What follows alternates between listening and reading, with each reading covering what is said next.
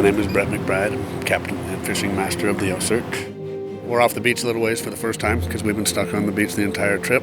Finally have our first day that we're able to kind of fish offshore in decent weather. Right now we're in about 125 feet of water. We're on a pretty hard break. It's, we're in 62-degree water right now. It's only a few hundred yards to 70. Come on up here. I wanted to get started in a little cooler water. We're already in 70 right here. Saw a finning shark this morning and just tipping and put a bait on it and didn't see it before it bit, but it was a hammerhead, so we let that one go and came across on the cooler side of the break, and that's where we're sitting right now.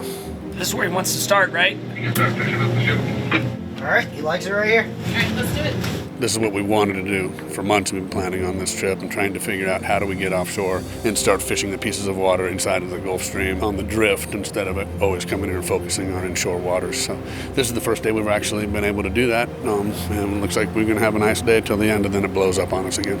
We'll come down and then overnight. If what we're looking at here is right. Yeah, that's an option. Challenge is the weather. There's no doubt about it. This lift right here really has to have almost flat conditions for it to be safe. So you start getting a 3-foot surface chop, and it really gets violent in that lift, and it's not good for the boat, not good for the shark. It really does help to have consecutive fishable days. If you're offshore especially and you're trying to imitate basically a dead whale. We fish well when we're just straight on the drift because we can string baits off the side of the ship and we have 130 feet to fish off of. So that's nice to be able to do that, but it really is good for longevity of chum line to be able to fish multiple days. We're going to go ahead and pull the hook on the mothership.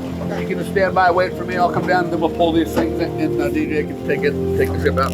We got to keep coming back here because it's so hard to get the sample size of the size sharks we need. It's very specific, and it's just weather challenges is the biggest thing. We want to go offshore because we've had weather challenges in the past, and going inshore on some of the wrecks has been what we were kind of forced to do also. So it's hard to get days outside. It's not like we live here and we can just go pick weather windows and go out for 2 days at a time. We have to kind of pick a bigger window of time that everybody can put their lives on hold and come do this. So you really have to get lucky on the weather, and sometimes we just miss. So we're on this side of the shoal, it's going to be nice. I think if you get outside of the shoal or above the shoal, Yeah, it's not as nice. Chunky dunky. We've been successful in catching sharks, but they're not the ones we're looking for. Really trying to find a place where I think there's some adults. Today is our last decent day of weather. It's our best day of weather by far that we've seen. And then it blows up on us.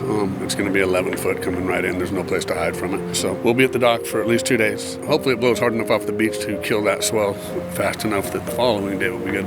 We're barely just trying to squeak out a few more days in this whole trip before it's over.